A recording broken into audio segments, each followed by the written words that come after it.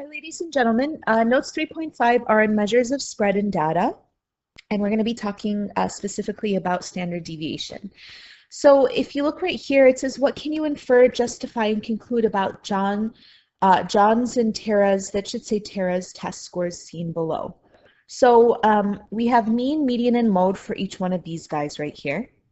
So let's go ahead and calculate all of those pieces of information. So the first thing I'm going to do is I'm going to put all of these values in order so I can easily calculate the median.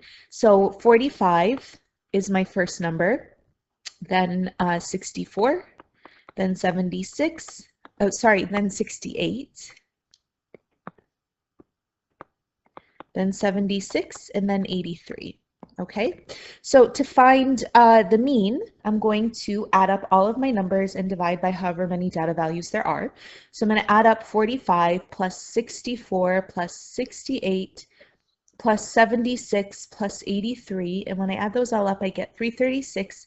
Divide that by 5, and I get 67.2. So the average of John's test scores is 67.2. Now, to find the median, I'm just going to cross off values until I get to my middle number right here, which is 68. So the median score is a 68. And then the mode is the number that occurs most often. There is no mode in this example right here.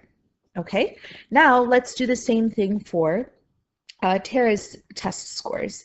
So I'm going to put her values in order from least to greatest as well. So 62, 62, 67, 70, and 70 right here. So to put this in order, I'm going to add up all of my numbers right here. So 62 plus 62 plus 67 plus 70 plus another 70. Divide that all by 5 because there are 5 test scores. And we know that her average is a 66.2.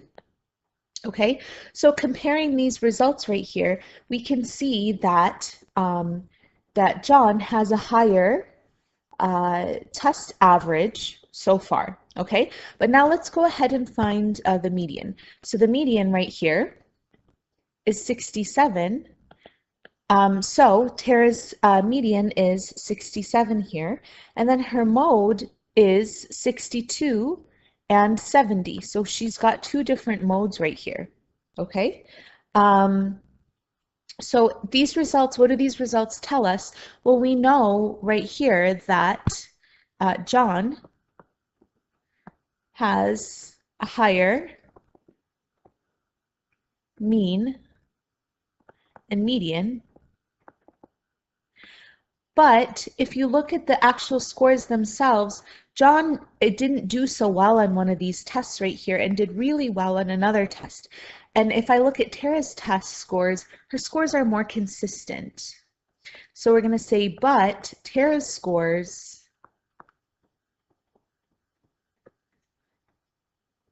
are much more consistent.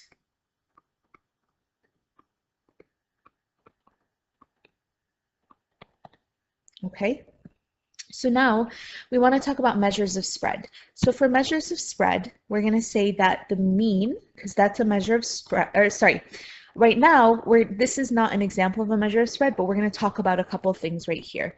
So first of all, the measures of central tendency that we've looked at are mean, median, and mode. And the mean, the median, and the mode are all good measures to find the center of your data. They're not good ways to find out how spread out your data is, okay? So this information is most useful when the sets of data being compared are similar to each other, in the sense that they're spread out pretty much the same amount as each other, okay? It is also important to find out how much your data is spread out, because sometimes if your data is spread out, these measures of center aren't really so great if everything is spread out anyways. The center of a bunch of spread out stuff isn't really that helpful. So this gives us a lot more insight into data sets that vary from each other. So we're going to talk about measures of spread. Okay, so let's take a look at this example that we have here. Consider the following two data sets with identical mean and median values. Why is this information misleading?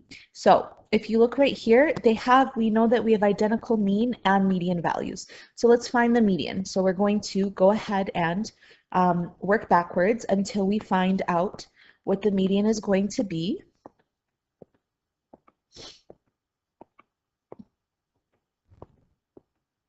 It's halfway between 8 and 8, so our median is 8, which means that our mean is also 8. Okay, and then if you take a look at these data values right here, so we've got, if you look at this picture right here, in this bar graph, we can see right here that our data is pretty spread out. But here, you can tell that our data is pretty uniform because you have the same number of each data type or each data value. So here, the mean is also 8 and the median is also 8. So why is this information misleading? Well, it's misleading because here we have spread out data, but here it's uniform data. But if I were just to look at the mean and the median, they're all the same. So I would say, well, it's probably the same set of data when it totally is not. Okay, so it's misleading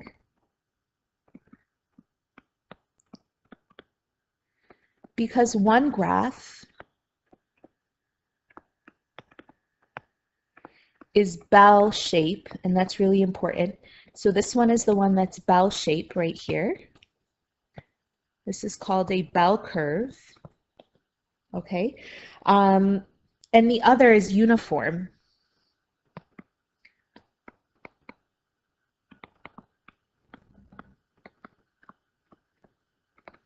So the calculations, the measures of central tendency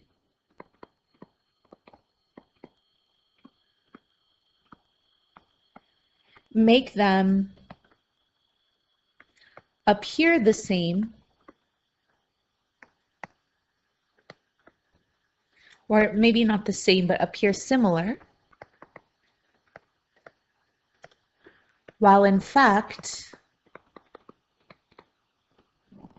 they're very different. They're spread out quite differently.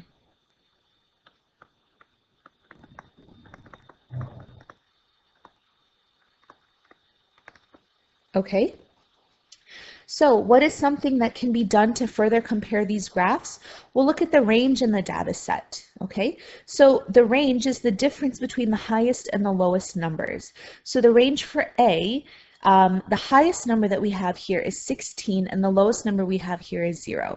So 16 minus 0, because difference means to subtract, is 16. So this means that the data varies right here by 16 values between smallest to largest. But B's range is only from 12 to 4. So to find the range, I do 12 minus 4, so my range here is 8. Okay, so I can conclude that set B is more consistent because it has a smaller range. Okay, all right, so now example 2 says that twins Toby and Moby both work at a local pizza shop. Their manager has decided to give a raise to her best employee. She looks at their data. So here's the number of pizzas that Toby makes per shift, and here's the number of pizzas that Moby makes per shift. So who is more deserving of the raise? So for our solution, the first thing she's going to do is she's going to start by finding the average, the mean number of pizzas made by each employee and their range. So we're going to find the mean, and then we're going to find their range. So let's go ahead and find this information out for Toby. So to find Toby's mean, we are going to do x bar equals, because that's how we find, that's the symbol for mean, and we're going to add up all of the pizzas that he made all together. So we're going to take 54 plus 152 plus 180 plus 12, that's weird, 12, plus 72 plus 126 plus 104 plus 132. And when we add all of those numbers together, we get 832 pizzas altogether out of 1, 2, 3, 4, 5, 6, 7, 8 shifts. So when I divide that, I end up getting that his average number of pizzas, so divide that by 8, is 104 pizzas. So we know that that Toby made on average 104 pizzas. Okay?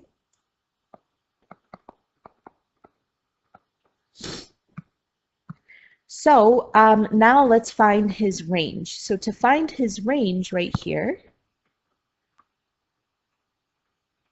we're going to subtract his highest number, which was 180, and his lowest number. So we're going to do 180 minus, and it looks like 12 is the lowest number of pizzas that he made. So our range right here is going to equal to 168 pizzas.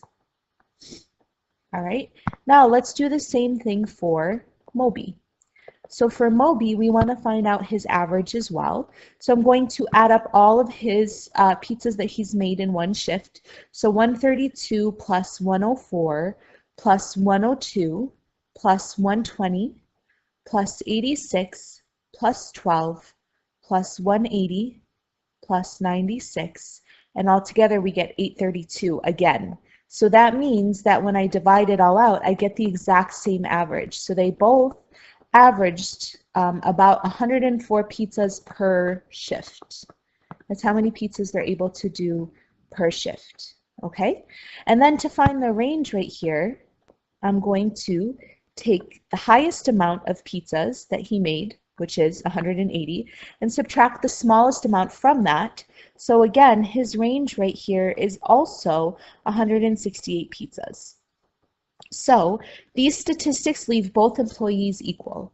It's hard for the manager to determine who should get the promotion or who should get the raise, by just looking at this data that we have here. So we need to find another way to determine the most deserving person for this raise. So this question right here says, who do you think is more consistent? So I want you to look at Toby's amounts and Moby's amounts, and I want you to answer this question on your own. So press pause, answer this, fill this out on your own. Okay, and then when we're done figuring out how to actually find the best person, we'll compare your prediction with the actual answer. Okay, so come back to me once you've decided who you think is most consistent and you've written that down. So now she's going to calculate something called the standard deviation. So to find the standard deviation, the first thing that we need to do is say what the standard deviation even is. So the standard deviation is the best choice for measuring spread of data.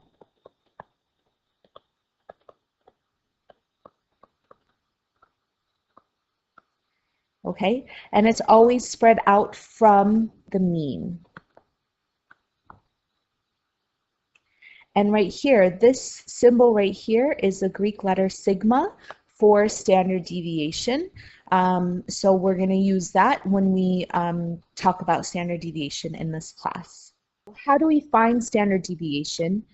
We find standard deviation by using this formula, which I understand is probably very terrifying. So we're going to talk about what to do to find standard deviation. When we break it up, it's not so bad. And eventually we're going to be using technology to help us find standard deviation once you have demonstrated that you can at least calculate this once or twice, okay? So standard deviation, this sigma right here stands for standard deviation, is the square root of, this is a capital letter sigma, this is lowercase sigma, the sum, because that's what this symbol right here means, the sum of all the data values minus the average squared divided by n, which is the number of entries. And then we're going to square root that answer like we said. So again, I understand that this formula can look very scary.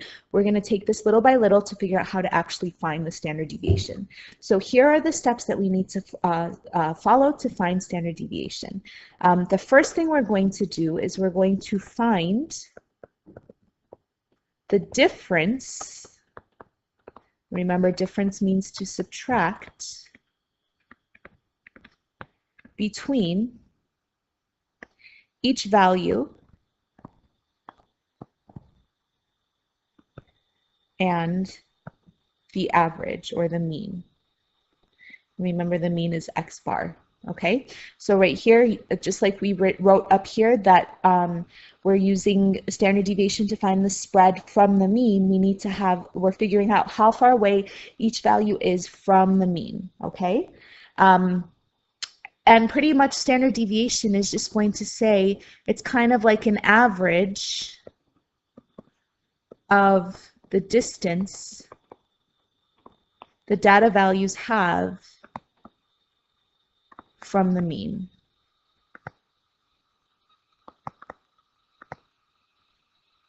Okay, so we're going to find how far away each data value is from the mean. And then once we do that, we're going to square each difference. So if you look at this formula right here, this is saying the difference. And then once we get all of our answers, we're going to square all of our answers right here. So that's what this part is saying. That's step 2. And then step 3 says to add up all your answers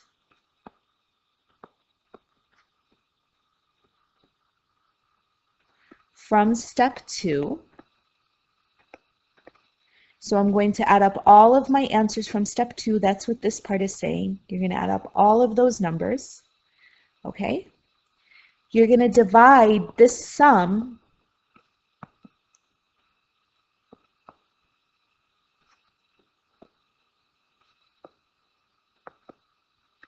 by the number of values in the data set.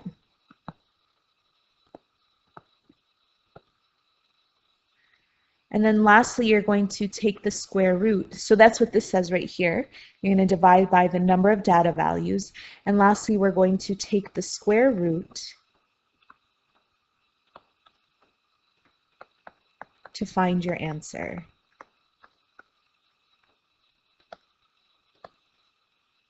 And that's what this part right here is. Okay, when we break it up into these little steps right here, it's not as bad. So we're going to flip back and forth between pages 9 and 10, and we're going to actually do these calculations together. So the first thing we're going to do is we're going to find the standard deviation for Toby. So the first thing that we need to know is what is Toby's average. So if I look back at page 9, we figured out that Toby's average right here was 104. Okay, so right here, we're going to say that Toby's average right here is 104. So right here, we know that our average is 104. So on here, we have a little bit of a problem, so we're going to have to cross this off. This should say 54 minus 104. And when I subtract 54 minus 104, we end up getting negative 50. So this right here should say negative 50. Then inside of here, let's rewrite this on the outside so it's accurate. Now step 2 says to, after we find the difference between each value and the mean, square each difference. So I'm going to take this negative 50 here, and I'm going to square it because that was the difference that we ended up getting here. Now, remember, negative 50 squared means negative 50 times negative 50. So a negative times a negative is going to give me a positive. It will always be positive. You should never get a negative because any number when you square it will always be positive. So when I square it, I get 2,500. So that's what we get for our first value right here. For our next one, I would take my actual value, which is my x value right here. By the way, these data values that I'm looking at are the data values that we have for Toby. So if you notice right here, all of these numbers in our first row that we have here are what we have in this column right here. So if I take 152 minus 104, if I were to subtract those two numbers, I would end up getting 48. So this value right here is 48. Then I have to take 48 and I have to square that. So when I square 48, I end up getting 2,304. Okay, let's do the next one. 180 minus 104, and I end up getting 76 right here. So when I square 76, I end up getting 5,776. Okay, next one, I'm going to take 12, subtract 104 from that, and when I do that right here, 12 minus 104, I end up getting negative 92. So right here I get negative 92 squared, which is equal to 8,464. So I get 8,464 right here. Okay, next one is 72 minus 104. So when I do 72 minus 104, I end up getting negative 32. So this is negative 32. And I have to square negative 32. And when I square it, I end up getting 1,024. Okay, next value is 126 minus 104. So when I do that right here, 126 minus 104, I end up getting 22. And when I square 22, I end up getting 484. Okay, two more. 104 minus 104, it's right on the average, so this has no difference. So 0 squared is just going to give me 0. And then lastly, we've got 132 minus 104, and we end up getting 28. So we're going to say right here equals 28. Okay, then I'm going to take 28, I'm going to square it, and when I square 28, I end up getting 784. Okay, so lastly, with this, not lastly, but the next thing that we need to do, so we've done step 1, which says to find the difference between each value and the mean. We've done step 2 where we squared each difference. Now we have to add up all our answers from step 2. So let's go ahead and do that. So when I add up all of my answers, the numbers that I'm going to add together are these numbers right here. They're all the squares, all the numbers that we got after we squared the differences. So I'm going to take 2,500, I'm going to add 2304, 5776, 8464, 1024, 484, 0, and 784, and I'll end up getting 21,336.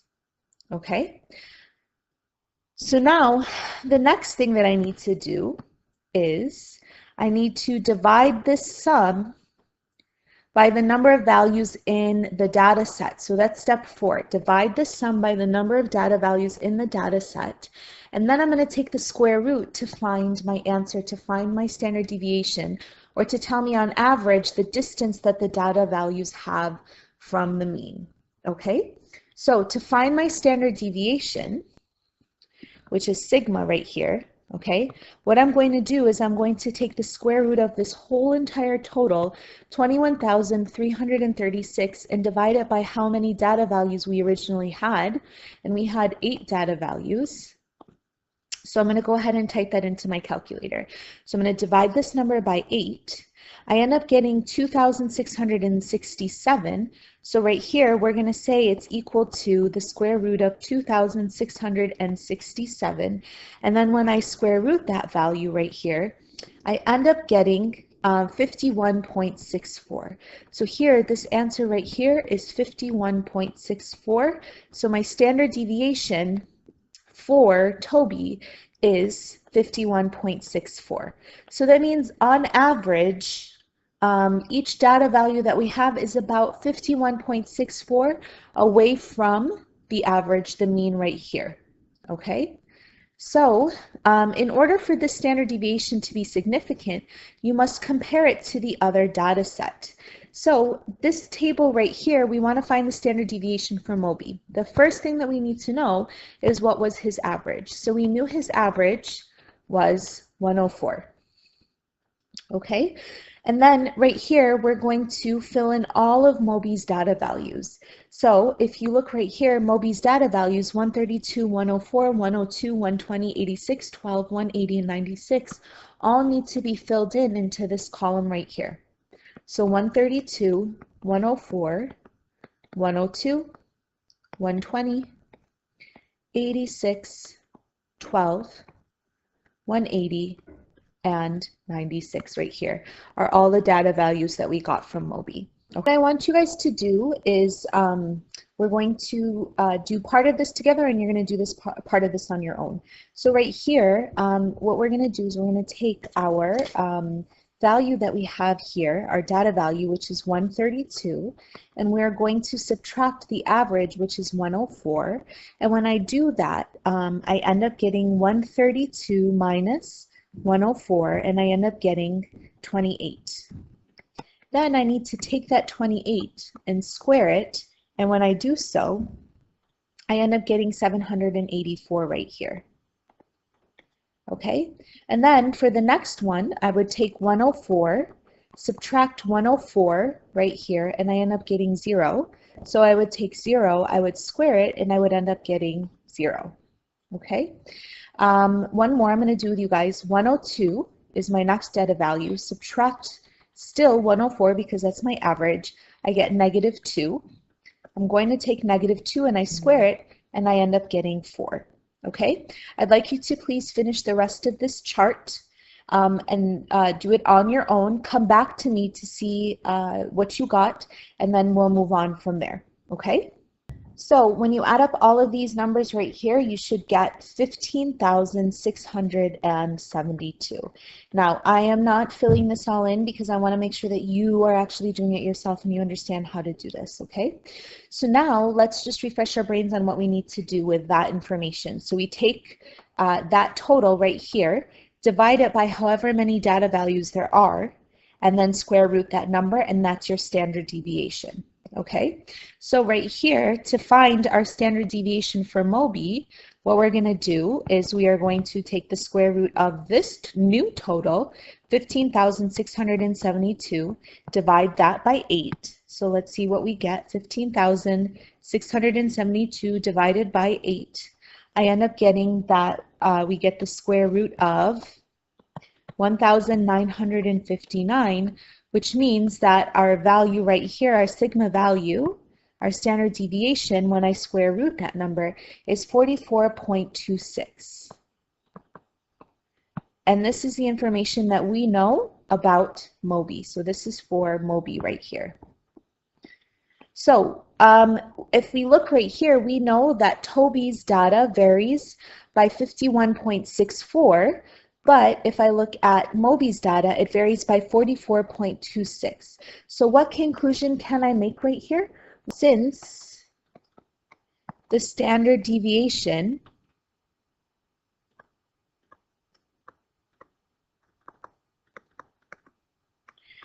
for Moby is less, his pizza production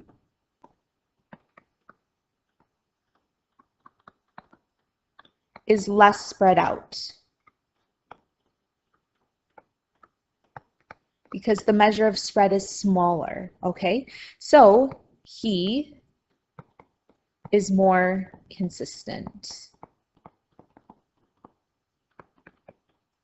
Therefore, Moby